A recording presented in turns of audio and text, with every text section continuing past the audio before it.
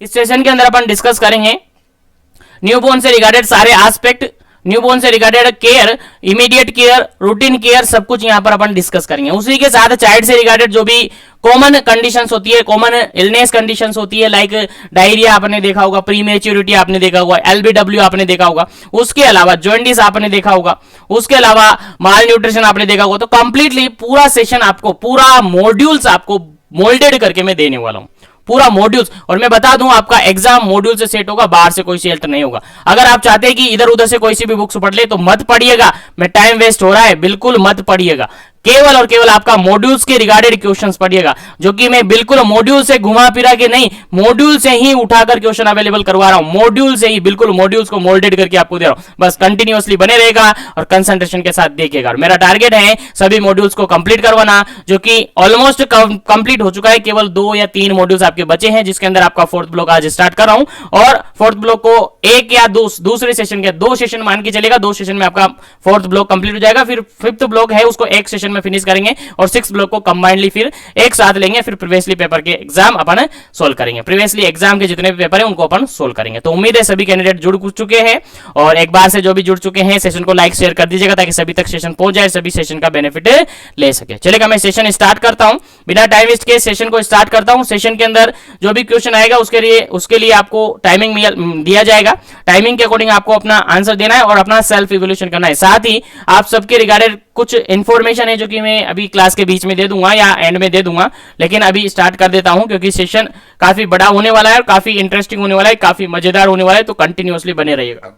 चलेगा, पहला क्वेश्चन है आज के सेशन का। पहला क्वेश्चन मैंने सेशन स्टार्ट कर दिया है, एक बार से लाइक शेयर कर दीजिएगा। जो भी कैंडिडेट जुड़ चुके हैं लाइक शेयर जरूर करना है ताकि सभी तक पहुंचे, और जो भी कैंडिडेट पहली बार चैनल पर विजिट कर रहा हो ना, चैनल को जरूर से सब्सक्राइब कर लीजिएगा, ताकि इसी तरीके से कंटिन्यू सेशन मिलते रहे, क्योंकि इसी तरीके से कंटेंट यहाँ पर अवेलेबल करवाया। आप सबको पता है 4 महीने से, करीब 4 महीने से classes continue daily up to date classes आपको अवेलेबल हो रही है। चलेगा, मैं सेशन स्टार्ट करता हूं, टाइम वेस्ट नहीं करेंगे ज्यादा, क्योंकि हमारे पास टाइमिंग वैसे भी नहीं है, कम है, बहुत कम है, क्योंकि 25 फरवरी आ चुकी है, आपका एग्जाम आने ही वाला है, बस प्रिपरेशन आपको करनी है। चलेगा, पहला क्वेश्चन है आज के सेशन का। While the applying suction for the excessive secretion in the newborn which part need to be suction first. देखिएगा, सिंपल सा क्वेश्चन यहां पर ये है, आप सक्शन कर रहे हो किसके अंदर? न्यूबॉर्न बेबी के अंदर। न्यूबॉर्न बेबी के अंदर सक्शन कर रहे हो। अगर न्यूबॉर्न बेबी के अंदर एक्सेसिव सिक्रेशन हो रहा है और न्यूबॉर्न बेबी के अंदर आप सक्शन कर रहे हो, तो किस पार्ट को सबसे पहले आप सक्शन करेंगे? सिंपल सा क्वेश्चन ये पूछा है। मान के चलेगा इमीडिएट केयर आप प्रोवाइड कर रहे हो, इमीडिएट केयर आप प्रोवाइड कर रहे हो, यानी बेबी अभी डिलीवर्ड हुआ है, बेबी का बर्थ हुआ है। बर्थ होते ही बेबी के अंदर आप क्या कर रहे हैं? सक्शनिंग कर रहे हैं। वैसे तो आप सबको पता है यहाँ पर इमीडिएट केयर के अंदर सबसे पहले क्या करते हैं आप? बेबी को क्या करते हैं? सबसे पहले ड्राई करते हैं। ड्राई किस लिए करते हैं? ताकि हाइपोथर्मिया ना हो। हाइपोथर्मिया क्योंकि वेपोराइजेशन होता है, वहां पर क्या होता है? वेपोराइजेशन होता है। वेपोराइजेशन होने के कारण से क्या होता है? हाइपोथर्मिया होने के चांसेस होता है। तो सबसे पहले क्या करते हैं आप? ड्राई कर लेते हैं। फिर सिक्रेशन वगैरह जो भी होते हैं उनका सक्शन कर लेते हैं। करते हैं कि नहीं करते? बिल्कुल सिंपल इसी तरीके से करते। और आपके मॉड्यूल्स के अकॉर्डिंग थोड़ा सा चेंजेस है, वो मैं आपको अभी बता दूंगा। पहले इस क्वेश्चन का आंसर आपको देना है। चलेगा, यहां पर देखिएगा क्या क्वेश्चन है।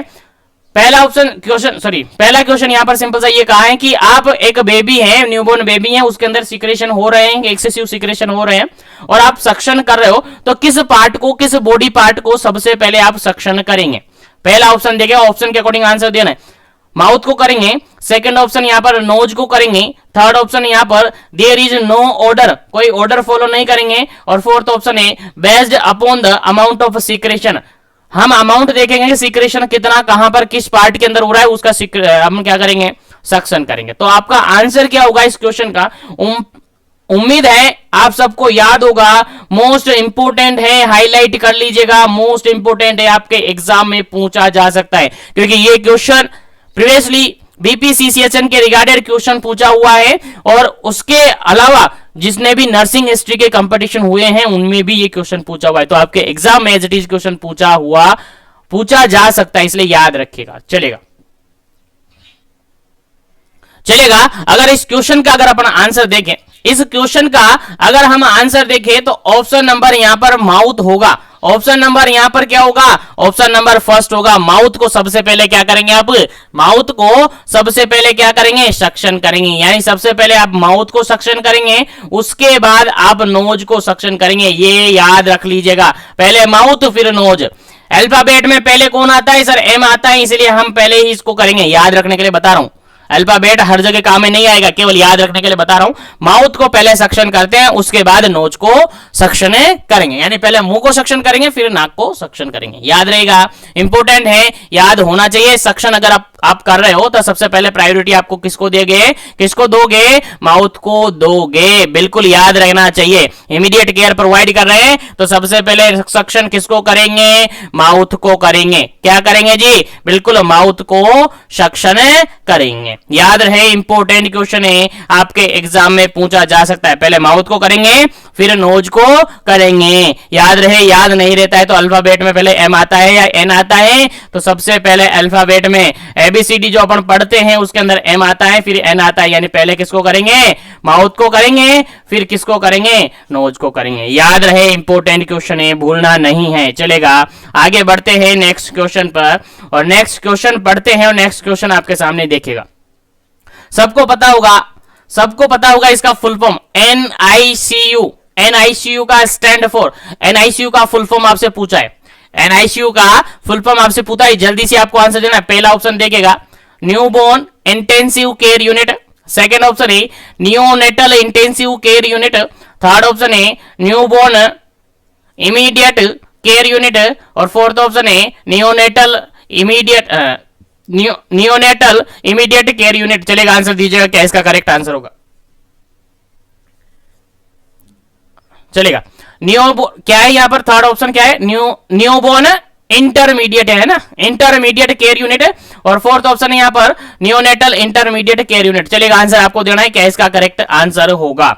चलेगा, आंसर दीजिएगा। एनआईसीयू का फुल फॉर्म क्या होता है, आंसर आपको देना है फटाफट से, क्या इसका करेक्ट आंसर होगा।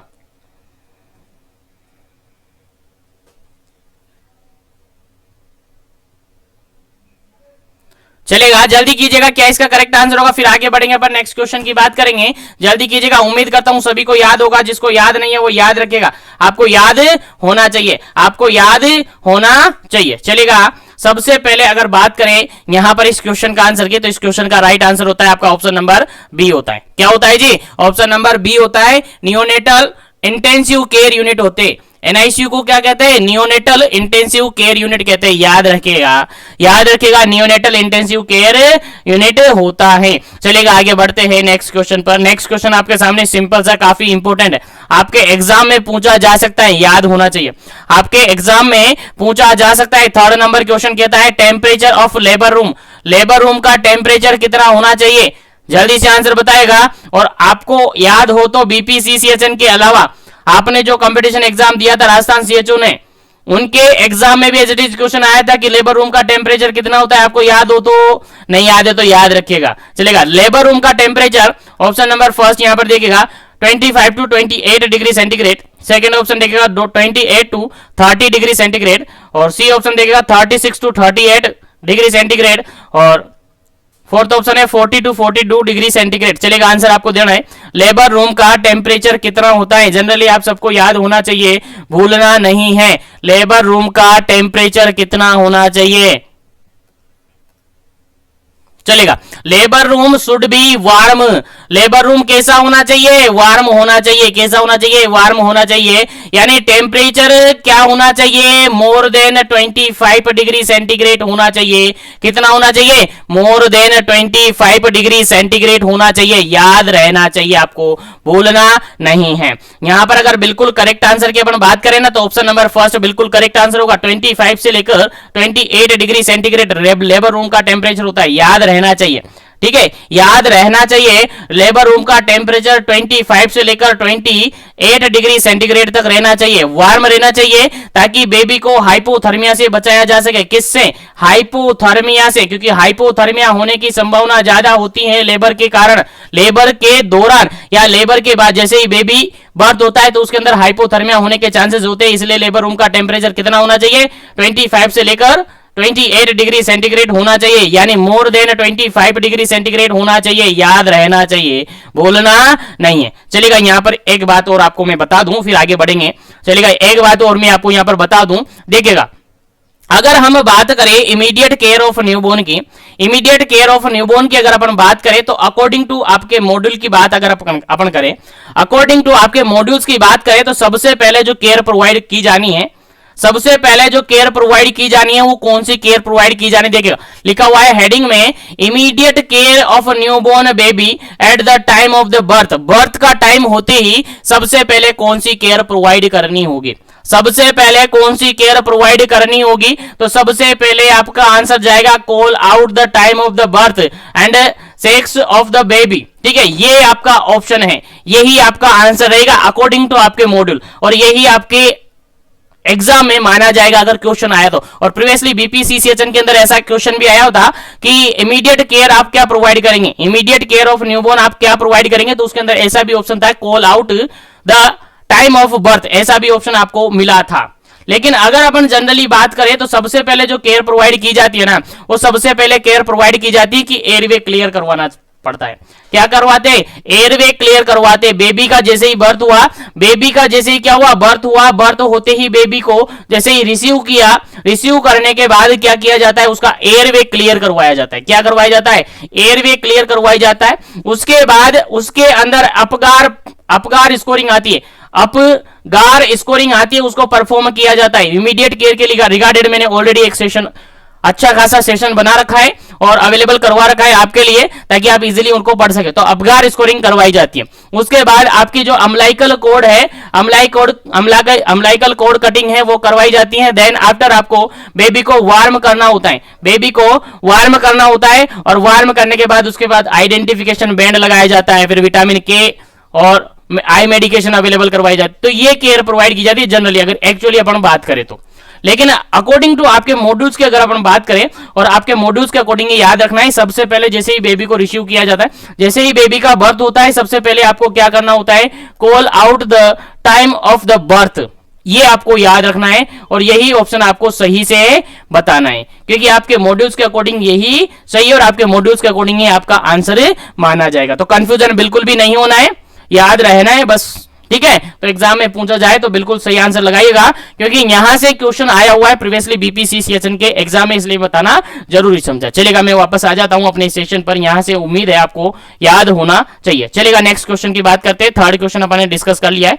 लेबर रूम का जो टेम्परेचर होता है जनरली 25 से लेकर 28, यानी 25 से लेकर 28 डिग्री सेंटीग्रेड होना चाहिए और वार्म रहना चाहिए, ताकि बेबी को क्या नहीं हो, हाइपोथर्मिया नहीं हो, हाइपोथर्मिया से बेबी को बचाया जा सके। चलेगा, आगे बढ़ते हैं नेक्स्ट क्वेश्चन पर। नेक्स्ट क्वेश्चन सिंपल सा यहां पर ये पूछा है, 4th नंबर क्वेश्चन है, normally newborn baby loss of the birth weight in first week of life. देखिए सिंपल सा क्वेश्चन यहां पर ये पूछा है, सिंपल सा क्वेश्चन ये पूछा है कि जो बेबी है, नॉर्मल बेबी जो जिसका बर्थ हुआ है, उसके फर्स्ट वीक में उसका कितना % वेट है जो कि लॉस हो जाता है। पढ़ा होगा जनरली आपने ग्रोथ एंड डेवलपमेंट के अंदर कि जैसे ही बेबी का बर्थ हुआ, तो बेबी बर्थ होने के बाद फर्स्ट वीक में उसका क्या होता है, वेट लॉस होता है। उसके अंदर क्या होता है, वेट लॉस देखने को मिलता है। तो कितना % वेट लॉस उसका होता है, जल्दी से आपको आंसर देना है। पहला ऑप्शन है फर्स्ट 1%, सेकंड ऑप्शन है 5%, थर्ड ऑप्शन है 10% और फोर्थ ऑप्शन है 20%। चलेगा, जैसे ही बेबी का बर्थ हुआ है तो उसका कितना % वेट लॉस होता है फर्स्ट वीक के अंदर, कितना % वेट लॉस होता है फर्स्ट वीक के अंदर, तो आपको आंसर देना है। चलिएगा, अगर बिल्कुल करेक्ट आंसर की बात करें तो ऑप्शन नंबर सी बिल्कुल करेक्ट आंसर होगा। 10% बेबी का क्या होता है, वेट लॉस हो जाता है। 10% वेट लॉस हो जाता है बेबी का। ठीक है, तो याद रखिएगा, बर्थ वेट, अगर बेबी का बर्थ वेट जितना भी है उसका 10%, 10% वेट लॉस हो जाता है। कब, फर्स्ट वीक ऑफ लाइफ में। क्यों हो जाता है? क्योंकि ऐसी कंडीशन में बेबी की जो किडनी होती है ना, वो इमेच्योर होती है। बेबी की किडनी जो होती है वो इमेच्योर होती है, और इमेच्योर बेबी की किडनी क्या करती है? वेट लॉस करवाती है। और अप्रोक्सीमेटली कितना वेट लॉस हो जाता है सर? 10% वेट लॉस हो जाता है। कितना हो जाता है? 10% वेट लॉस हो जाता है। तो फिर आप कहेंगे कि सर 10% वेट लॉस हो जाता है तो ये वापस से कब हो जाता है? वापस से रीगेन कब होता है? यहां से भी क्वेश्चन आपके एग्जाम में पूछा जा सकता है, याद रखेगा। वापस से ये रीगेन होता है नेक्स्ट 1 to 2 वीक में, 1 to 2 वीक के अंदर ये वापस से रीगेन हो जाता है। और उसके अंदर भी अगर प्रायोरिटी देखे तो 1 वीक के नेक्स्ट फर्स्ट वीक के अंदर वापस से क्या हो जाता है? ये 10% वेट वापस से रीगेन हो जाता है, याद रखेगा, इंपॉर्टेंट क्वेश्चन है। तो 10% वेट लॉस हो जाता है फर्स्ट वीक ऑफ लाइफ के अंदर, जो कि 1 या 2 वीक के अंदर वापस से क्या हो जाता है? रीगेन हो जाता है। क्यों होता है ऐसा? क्योंकि बेबी की क्या होती है? किडनी इमेच्योर होती है। बेबी की किडनी क्या होती है? इमेच्योर होती है, जिसके कारण से बेबी का वेट लॉस होता है। चलेगा, यहां तक उम्मीद है आपको याद हो गया होगा, समझ में आ गया होगा। चलेगा, आगे बढ़ते हैं नेक्स्ट क्वेश्चन पर। और नेक्स्ट क्वेश्चन की बात करें तो देखिएगा, नेक्स्ट क्वेश्चन की बात करें पर तो नेक्स्ट क्वेश्चन है आपका 5 नंबर क्वेश्चन। क्वेश्चन कहता है, सिंपल सा है, newborn respiration rate in 1 minute. बताइएगा, न्यूबॉर्न बेबी है, उसकी रेस्पिरेटरी रेट कितनी होती है 1 मिनट के अंदर? पर मिनट के अकॉर्डिंग न्यूबॉर्न बेबी की रेस्पिरेटरी रेट कितनी होती है? आंसर आपको देना है, जल्दी से आंसर देना है। क्या इसका करेक्ट आंसर होगा? पहला ऑप्शन यहां पर 30 रेस्पिरेटरी या 30 बीट पर मिनट, सेकंड है 40 बीट पर मिनट, थर्ड ऑप्शन है 24 बीट पर मिनट, और फोर्थ ऑप्शन है 35 बीट पर मिनट। चलेगा, जल्दी से आपका आंसर बताइएगा, क्या इसका करेक्ट आंसर होगा? जल्दी से आपको आंसर बताना है, क्या इसका करेक्ट आंसर होगा?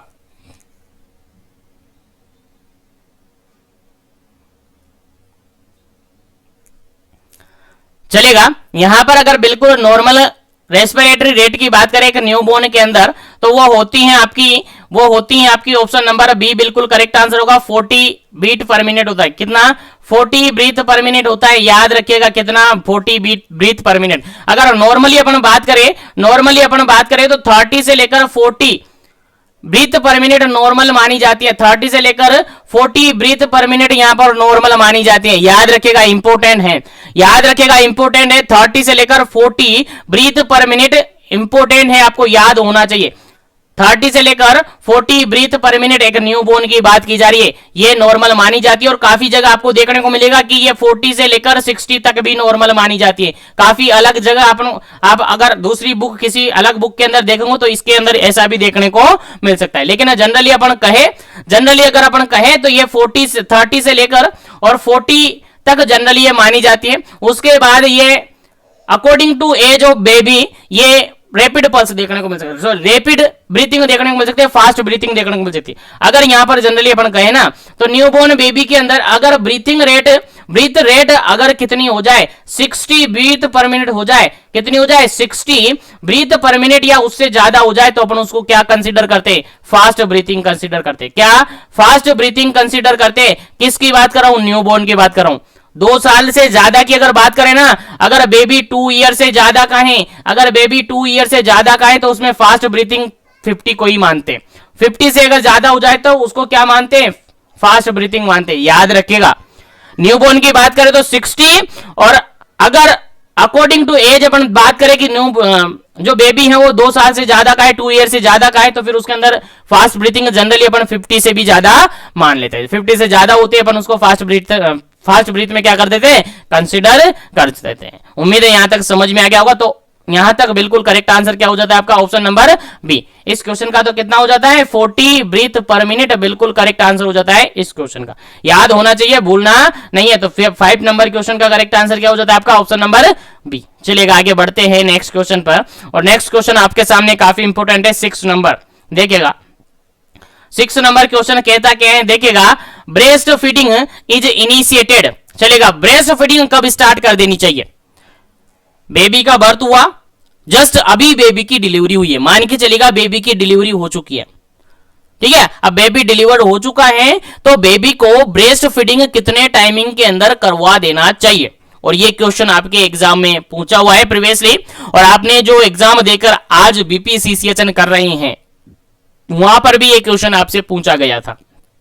आपको याद होगा, नहीं याद है तो याद रखिएगा, आपके एग्जाम में पूछा जा सकता है। चलेगा, यहां पर अगर बात करें तो पहला ऑप्शन देखेगा यहां पर within half an hour of birth, second option है after 1 hour baby birth, third option है आफ्टर प्लेसेंटल सेपरेशन, और फोर्थ ऑप्शन है आफ्टर 24 हावर, आफ्टर 24 हावर।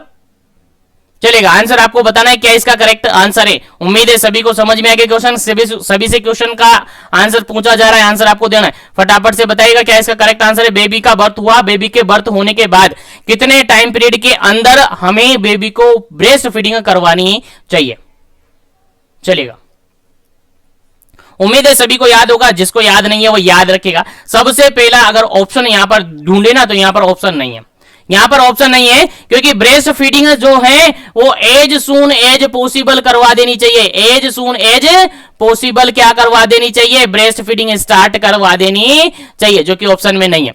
अगर ये ऑप्शन में नहीं है तो विद इन 30 मिनट्स हमें क्या करवा देनी चाहिए, ब्रेस्ट फीडिंग करवा देनी चाहिए। अगर 30 ऑप्शन में नहीं है तो विद इन हावर, 1 घंटे के अंदर हमें क्या करवा देनी चाहिए, ब्रेस्ट फीडिंग करवा देनी चाहिए। तो यहां पर कौन सा ऑप्शन है देखिएगा, एज सून एज पॉसिबल नहीं है, 30 मिनट यानी 1 हाफ हावर यहां पर है, यानी आधे घंटे में यानी 30 मिनट के अंदर हमें क्या करवा देनी चाहिए, बेबी को ब्रेस्ट फीड स्टार्ट करवा देनी चाहिए, याद रखिएगा।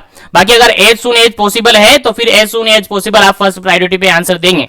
उसके बाद अगर नहीं मिलता है तो 30 मिनट रखेंगे, और 30 मिनट नहीं मिलता है तो 1 हावर आप रख सकते हैं। याद रहे, तीनों ही कंडीशन मैंने यहां पर बता दी, कैसा भी ऑप्शन मिले ऑप्शन के अकॉर्डिंग आपको आंसर देना है, ठीक है। तो याद रखेगा, या तो एज सून एज पॉसिबल आप ब्रेस्ट फीडिंग स्टार्ट करेंगे, अगर कोई कॉम्प्लिकेशन नहीं है तो, एक नॉर्मल लेबर हुआ है, नॉर्मल डिलीवरी हुई है तो आप एज सून एज पॉसिबल करवाएंगे। उसके बाद अगर ऑप्शन में एज सून एज पॉसिबल नहीं है तो 30 मिनट यानी आधा घंटा, हाफ हावर आप करवा सकते हैं। अगर वो भी ऑप्शन में नहीं तो 1 हावर आप करवा सकते हैं। तो याद रखिएगा, इंपॉर्टेंट क्वेश्चन है, सभी डाटा मैंने यहां पर क्लियर करवा दिए, आपको याद होना चाहिए। यहीं पर एक क्वेश्चन और मैं आपसे करवा दूं, यहीं पर एक क्वेश्चन और क्लियर करवा देता हूं। देखिएगा, अगर बेबी की डिलीवरी हुई है सी सेक्शन से, सी सेक्शन बोले तो सीजेरियन सेक्शन से, ऑपरेशन से, बेबी की डिलीवरी कैसे हुई है, ऑपरेशन से हुई है, तो फिर आप ब्रेस्ट फीडिंग कब करवाएंगे, ब्रेस्ट फीडिंग कब करवाएंगे बेबी को, तो आपका आंसर क्या रहेगा जी, बिल्कुल आपका आंसर रहेगा 3 to 4 हावर में आपको बेबी को ब्रेस्ट फीडिंग करवाना पड़ेगा, याद रखिएगा। अगर नॉर्मल डिलीवरी हुई है तो एज सून एज पॉसिबल या हाफ आवर या 1 हावर में करवा देते हैं। अगर सीजेरियन सेक्शन सी सेक्शन से डिलीवरी हुई है तो फिर आपको थोड़ा सा वेट करना होता है, 3 से 4 घंटे का टाइमिंग होता है, 3 से 4 घंटे के अंदर उसको क्या करवा देनी चाहिए होती है, ब्रेस्ट फीडिंग करवा देनी चाहिए होती है। तो याद रखिएगा, यहां से मैंने क्वेश्चन क्लियर करवा दिया है और सभी क्वेश्चन बिल्कुल इजीली आपको याद होने चाहिए, आपके एग्जाम में पूछे जा सकते हैं।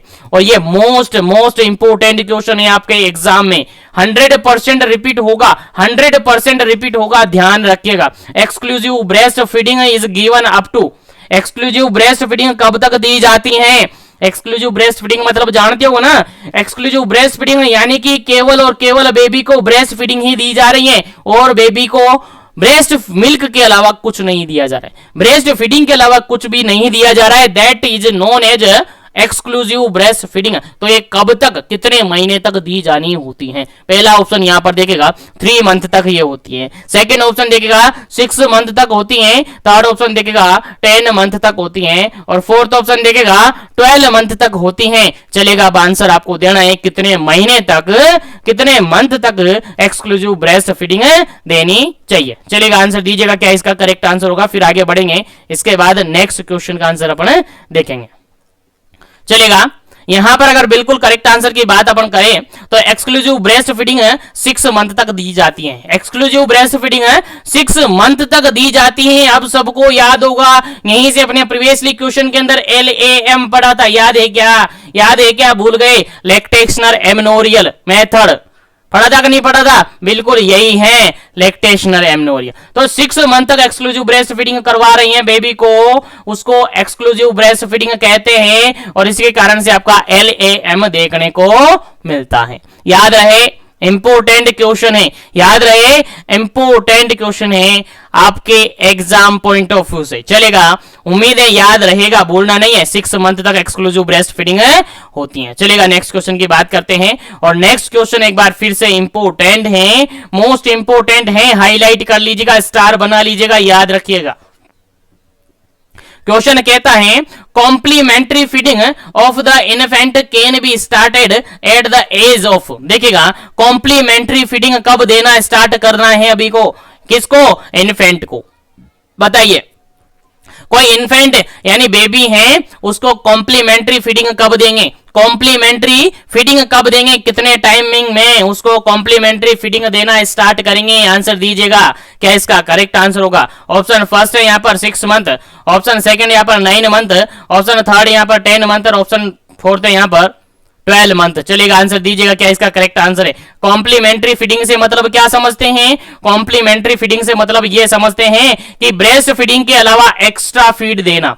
ब्रेस्ट फीडिंग के अलावा क्या करना? एक्स्ट्रा फीड देना। एक्स्ट्रा फीड बोले तो फॉर्मूला मिल्क देना, एक्स्ट्रा फीड बोले तो सूप वगैरह देना। बिल्कुल, एक्स्ट्रा फीड तो वही होता है, यानी ब्रेस्ट फीडिंग के अलावा भी अगर कुछ देना है, सब्सटेंस अगर कुछ देना है, जैसे कि कोई सूप बनाकर दे दिया, कोई एक तरीके से एक्स्ट्रा जो फॉर्मूला मिल्क आता है वो दे दिया, ये सारे किस में आते हैं? कॉम्प्लीमेंट्री फीडिंग के अंदर आते हैं। और कॉम्प्लीमेंट्री फीडिंग कब करवानी चाहिए होती है? देखिएगा, 6 मंथ तक तो आपकी क्या करवाई जाती है? एक्सक्लूसिव ब्रेस्ट फीडिंग करवाई जाती है। 6 मंथ तक तो आपकी एक्सक्लूसिव ब्रेस्ट फीडिंग करवाई जाती है। तो कॉम्प्लीमेंट्री फीडिंग कब स्टार्ट होगी? सर 6 महीने के बाद, 6 महीने के बाद स्टार्ट होनी चाहिए।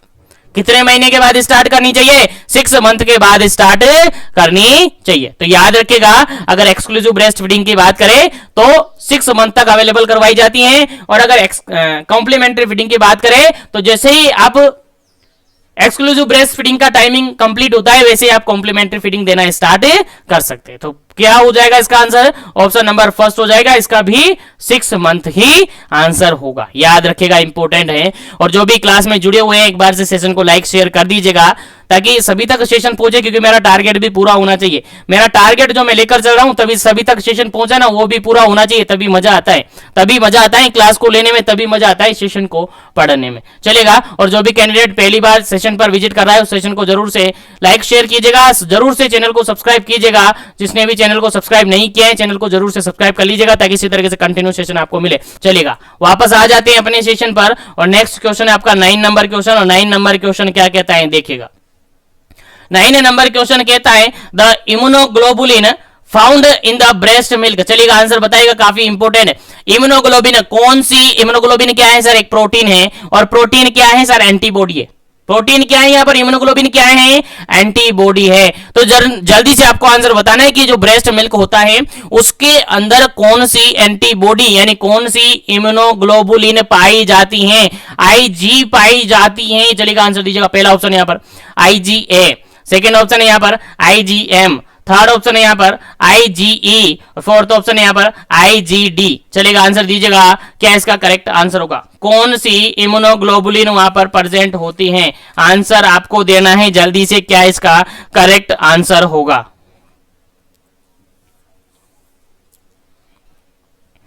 चलेगा, अगर हम बात करें इम्यूनोग्लोबुलिन की, तो ब्रेस्ट मिल्क के अंदर जो इम्यूनोग्लोबिन प्रेजेंट होती हैं, दैट इज आपकी ऑप्शन नंबर ए बिल्कुल करेक्ट आंसर है। आईजीए मिलती है। क्या मिलती है जी? आईजीए इम्यूनोग्लोबुलिन, जो कि ब्रेस्ट मिल्क के अंदर मिलती हैं। और आप सबको पता होगा क्या है इसका करेक्ट आंसर? क्या हो गया? आईजीए हो गया। क्या हो गया जी? आईजीए हो गया, जो कि ब्रेस्ट मिल्क के अंदर पाई जाती है। उसके अलावा एक इम्यूनोग्लोबुलिन होती है आईजीजी, जो कि प्लेसेंटा को क्या कर देती है? क्रॉस करती है। तो क्वेश्चन यहां से भी पूछा जा सकता है, ऐसी एंटीबॉडी जो कि प्लेसेंटा को क्रॉस कर सकती है, that is IgG.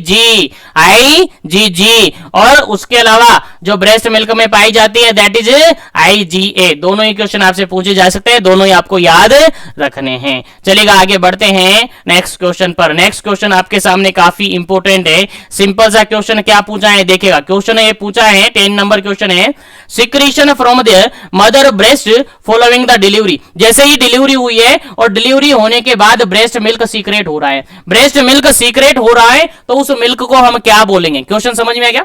Secretion from the breast, secretion from the mother's breast, mother के ब्रेस्ट से सिक्रेशन हो रहा है। फॉलोइंग द डिलीवरी, डिलीवरी होते ही ब्रेस्ट से क्या हो रहा है, सिक्रेशन हो रहा है, तो उस सिक्रेशन को हम क्या बोलेंगे? पहला ऑप्शन है यहां पर सेडेस्ट्रम कहेंगे, सेकंड ऑप्शन है यहाँ पर लोकिया कहेंगे, थर्ड ऑप्शन है कोलेस्ट्रम कहेंगे, और फोर्थ ऑप्शन है यहाँ पर ल्यूकोरिया कहेंगे। चलिए आंसर आपको देना है, क्या इसका करेक्ट आंसर है? आफ्टर द बर्थ या fallout of delivery, after the birth of the baby या फॉलोआउट द डिलीवरी, अगर मदर्स के ब्रेस्ट से सिक्रेशन हो रहा है तो उसको हम क्या कहेंगे? चलेगा, यहां पर अगर बिल्कुल करेक्ट आंसर अपन कहे, बिल्कुल करेक्ट आंसर अपन कहे तो उस सीक्रेशन को अपन जनरली कोलेस्ट्रम कहेंगे। क्या कहेंगे जी? उस सीक्रेशन को हम जनरली क्या कहेंगे जी? कोलेस्ट्रम कहेंगे। क्या कहेंगे? कोलेस्ट्रम कहेंगे, जो कि जनरली कितने दिनों तक सीक्रेट होगा? Generally 1 to 3 days, 1 to 3 days तक ये सीक्रेट होगा। अगर बात करें तो जनरली कह सकते हैं बेबी का जो मदर का आफ्टर डिलीवरी मदर का जो फर्स्ट ब्रेस्ट मिल्क होता है, फर्स्ट फ्यू डेज वो मिल्क होता है कोलेस्ट्रम। अगर बात करें तो उसका जो कलर होता है जनरली येलोइश होता है। कैसा होता है?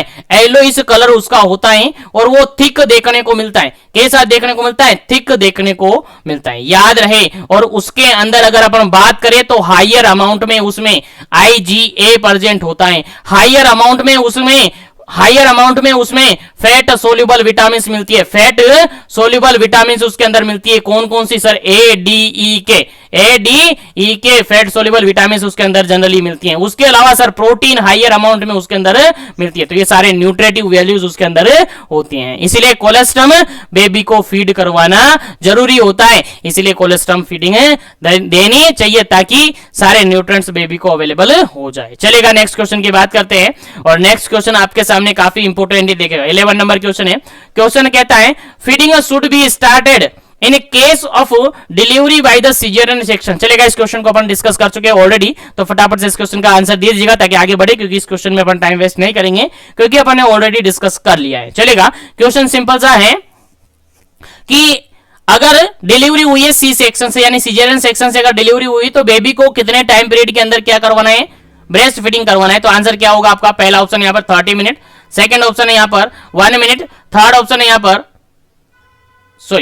फर्स्ट ऑप्शन है यहां पर 30 मिनट, सेकंड ऑप्शन है यहां पर 1 आवर, थर्ड ऑप्शन है यहां पर 3 आवर, और फोर्थ ऑप्शन है यहां पर 4 आवर। चलिएगा, आंसर आपको दीजिएगा, आंसर आपको देना है फटाफट से, क्या इसका करेक्ट आंसर होगा? अगर सीजेरियन सेक्शन हुआ है, सीजेरियन सेक्शन से डिलीवरी हुई है बेबी की, तो ब्रेस्ट फीडिंग कितने टाइम पीरियड में आप करवाएंगे? चलेगा, इस क्वेश्चन का अगर बिल्कुल करेक्ट आंसर अपन दे तो ऑप्शन नंबर डी बिल्कुल करेक्ट आंसर होगा। कितना देंगे सर? 4 आवर देंगे। सर 4 आवर के अंदर विद इन 4 आवर में बेबी को क्या करवा देंगे अपन? ब्रेस्ट फीडिंग करवा देंगे। याद रखिएगा, विद इन 4 आवर में बेबी को क्या करवाएंगे? ब्रेस्ट फीडिंग करवाएंगे। याद रखिएगा, इंपोर्टेंट है। चलेगा, लाइक शेयर करते रहेगा सेशन को ताकि सभी तक पहुंचता रहे। चलेगा, नेक्स्ट क्वेश्चन की बात करते हैं। 12 नंबर क्वेश्चन है। 12 नंबर क्वेश्चन कहता है which nutrient is often given to the infant at birth. कौन सा न्यूट्रेंट बेबी को देना चाहिए? कौन सा न्यूट्रेंट बेबी को देना चाहिए? बेबी की डिलीवरी हुई है, अभी जस्ट बेबी की डिलीवरी हुई है, डिलीवरी होते ही बेबी को क्या देना चाहिए? आंसर देना है। पहला ऑप्शन के अकॉर्डिंग आंसर देना है, जो फर्स्ट प्रायोरिटी में आंसर जाएगा ना वही देंगे, बाकी आप कहेंगे सब देंगे सर, सब देंगे उसको। बेबी को प्रोटीन भी दे देंगे, विटामिन भी दे देंगे, आयरन भी दे देंगे, विटामिन के भी दे देंगे, सब दे देंगे। तो स्पेशली पूछा है कि क्या देंगे, कौन सा न्यूट्रिएंट सबसे प्रायोरिटी में देंगे। चलेगा, पहला ऑप्शन है यहां पर प्रोटीन, सेकंड ऑप्शन है यहां पर विटामिन सी, थर्ड ऑप्शन है यहां पर आयरन, और फोर्थ ऑप्शन है यहां पर विटामिन के। चलेगा, आंसर आपको देना है, क्या इसका करेक्ट आंसर होगा?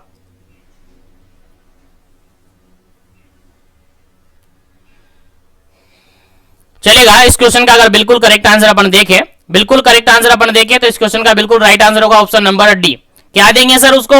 विटामिन के देंगे। सर विटामिन के क्यों देंगे जी? विटामिन के क्यों देंगे? क्योंकि सर उसके अंदर ब्लीडिंग टेंडेंसी हो सकती है, तो ब्लीडिंग टेंडेंसी को प्रिवेंट करने के लिए, प्रिवेंट द ब्लीडिंग टेंडेंसी को प्रिवेंट करने के लिए बेबी को क्या देंगे? विटामिन के देंगे। विटामिन के का इंजेक्शन दे देंगे ताकि बेबी क्या हो सके, उसके अंदर ब्लीडिंग टेंडेंसी नहीं हो, ब्लीडिंग उसके अंदर नहीं हो। सर ब्लीडिंग टेंडेंसी कैसी होगी? तो उसके लिए आपको याद रखना है, जो बेबी होता है आफ्टर बर्थ, बेबी जो होता है उसकी जो इंटेस्टाइन होती है वो स्ट्राइल होती है। कैसी होती है जी? स्ट्राइल होती है। स्ट्राइल मतलब कि हमें पता है, आप सबको पता है कि इंटेस्टाइन के अंदर नॉर्मल बैक्टीरियल फ्लोरा प्रेजेंट होता है। क्या प्रेजेंट होता है? नॉर्मल बैक्टीरियल फ्लोरा प्रेजेंट होता है, जो कि क्या करता है जी? विटामिन के का सिंथेसिस करवाता है। विटामिन के का सिंथेसिस करवाता है। अब यहां पर बेबी की इंटेस्टाइन कैसी है? स्ट्राइल है। तो नॉर्मल फ्लोरा है क्या? नहीं है। अब नहीं है तो क्या विटामिन के का सिंथेसिस होगा? नहीं होगा। और ये नहीं होगा तो क्या क्लॉटिंग फैक्टर एक्टिवेट होंगे? क्लॉटिंग फैक्टर एक्टिवेट होंगे? नहीं होंगे। नहीं होंगे तो क्या उसके अंदर ब्लीडिंग रुकेगी? नहीं रुकेगी। इसीलिए हम क्या देते हैं? विटामिन के देते हैं। तो याद रखिएगा, विटामिन के हमें देना होता है ताकि हम जो ब्लीडिंग टेंडेंसी है उसको रोक सके। ब्लीडिंग टेंडेंसी है उसको हम रोक सके। और जनरली आप सबको पता है कितना देते हैं, आगे अपन डिस्कस करेंगे। चलिएगा आगे बढ़ते हैं नेक्स्ट क्वेश्चन पर। चलिएगा नेक्स्ट क्वेश्चन आपके सामने 13 नंबर, और 13 नंबर क्वेश्चन क्या कहता है? सिंपल सा बात है, सिंपल सा क्वेश्चन ये कहता है, how many time a day do the newborn generally need to feed. Generally question ये पूछा है कि एक बेबी है, एक न्यूबॉर्न बेबी है, तो न्यूबॉर्न बेबी को पूरे एक दिन के अंदर, मतलब 24 घंटे के अंदर, 24 आवर के अंदर कितनी बार फीडिंग की जरूरत पड़ती है? कितनी बार बेबी को ब्रेस्ट फीडिंग करवानी चाहिए? क्वेश्चन समझ में आंसर दीजिएगा। पहला ऑप्शन यहां पर 5 to 6 टाइम, सेकंड ऑप्शन है यहां पर 3 to 4 टाइम, थर्ड ऑप्शन है यहां पर 8 to 12 टाइम, और फोर्थ ऑप्शन है 9 to 10 टाइम। चलेगा आंसर दीजिएगा। चलेगा जनरली अगर आप यहां पर बिल्कुल करेक्ट आंसर की अपन बात करें ना, तो उम्मीद है आपको याद होगा। नहीं याद है तो याद रखिएगा, क्योंकि एग्जाम में क्वेश्चन आपके पूछा जा सकता है।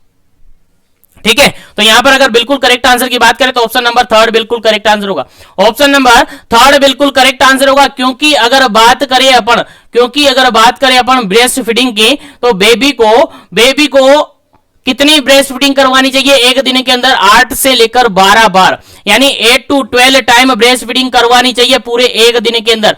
कितने दिन के अंदर? एक दिन के अंदर, यानी 24 आवर के अंदर बेबी को 8 to 12 टाइम ब्रेस्ट फीडिंग करवाने की जरूरत पड़ती है, करवानी चाहिए। याद रखेगा, इंपॉर्टेंट क्वेश्चन है, आपके एग्जाम में पूछा जा सकता है। चलिएगा आगे बढ़ते हैं नेक्स्ट क्वेश्चन पर। जो भी कैंडिडेट पहली बार विजिट कर रहा है चैनल पर, चैनल को जरूर से सब्सक्राइब कर लीजिएगा ताकि इसी तरीके से कंटिन्यू सेशन उनको मिले। चलिएगा नेक्स्ट क्वेश्चन की बात करें 14 नंबर, और 14 नंबर क्वेश्चन कहता क्या है? देखिएगा, which is the most important hormone for our body use to make the breast milk. देखिएगा क्वेश्चन सिंपल सा यहां पर यह पूछा है कि फॉलोइंग कौन सा इंपोर्टेंट हार्मोन्स हैं जो कि ब्रेस्ट मिल्क के प्रोडक्शन का काम करता है, ब्रेस्ट मिल्क को बनाने का काम करता है, या ब्रेस्ट मिल्क को बनाने में यूजफुल होता है। समझ में आ रहा है ना? ब्रेस्ट मिल्क का क्या करवा रहा है? काम करवा रहा है, प्रोडक्शन करवा रहा है, उसको बनवा रहा है। तो कौन सा ऐसा हार्मोन है जो ब्रेस्ट मिल्क के प्रोडक्शन में रेस्पॉन्सिबल होते हैं? कौन सा ऐसा हार्मोन है जो ब्रेस्ट मिल्क के प्रोडक्शन में हेल्प करता है या रेस्पॉन्सिबल होता है? चलिए आंसर दीजिएगा। पहला ऑप्शन यहां पर एस्ट्रोजन, सेकंड ऑप्शन है यहां पर प्रोलेक्टिन, थर्ड ऑप्शन यहां पर प्रोजेस्टेरोन, और फोर्थ ऑप्शन है यहां पर इंसुलिन। चलेगा आंसर दीजिएगा क्या इसका करेक्ट आंसर है? ब्रेस्ट मिल्क के प्रोडक्शन या सिंथेसिस के लिए कौन सा हार्मोन रेस्पॉन्सिबल होता है? चलेगा यहां पर बिल्कुल करेक्ट आंसर की अगर अपन बात करें तो ऑप्शन नंबर बी बिल्कुल करेक्ट आंसर है। ऑप्शन नंबर बी बिल्कुल करेक्ट आंसर है, प्रोलेक्टिन हार्मोन है। प्रोलेक्टिन हार्मोन है जो कि ब्रेस्ट मिल्क के प्रोडक्शन, सिंथेसिस और सीक्रेशन में हेल्प करता है। याद रखेगा, प्रोडक्शन और सीक्रेशन में हेल्प करवाता है, रेस्पॉन्सिबल होता है। कौन सा हार्मोन है? Prolactin hormone. याद रहे, भूलना नहीं है। चलेगा आगे बढ़ते हैं नेक्स्ट क्वेश्चन पर। नेक्स्ट क्वेश्चन आपके सामने 15 नंबर क्वेश्चन कहता क्या है? देखिएगा 15 नंबर क्वेश्चन कहता है, विच is the most important hormone for the milk ejaculation या मिल्क इजेक्शन। चलेगा, मिल्क का फॉर्मेशन हो गया, सिंथेसिस करवा दिया किसने? प्रोलेक्टिन हार्मोन ने। किसने करवाया जी? प्रोलेक्टिन हार्मोन ने करवा दिया मिल्क का फॉर्मेशन और सिंथेसिस।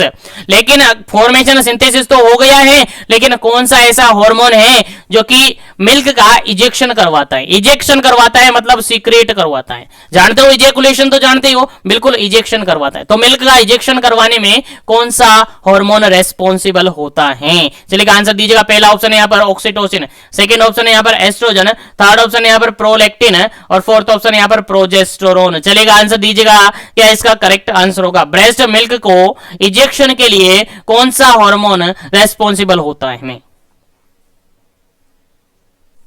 चलेगा। यहां पर बिल्कुल करेक्ट आंसर की बात करें तो ऑप्शन नंबर ए बिल्कुल करेक्ट आंसर है, oxytocin hormone. Oxytocin hormone breast milk को इजेक्ट करवाता है, इंजेक्शन करवाने का काम करता है, इजेकुलेशन करवाने का काम करता है, याद रखेगा। क्योंकि ब्रेस्ट यहां पर जो ऑक्सीटोसिन उनका काम क्या होता है? कॉन्ट्रेक्शन करवाना। ऑक्सीटोसिन का बेसिक काम क्या होता है? कॉन्ट्रेक्शन करवाना। आपने लेबर के अंदर काफी अच्छी तरीके से पढ़ा है, काफी अच्छी तरीके से मैंने आपको बताया लेबर के अंदर, तो याद होना चाहिए आपको, याद होना चाहिए आपको, भूलना नहीं है।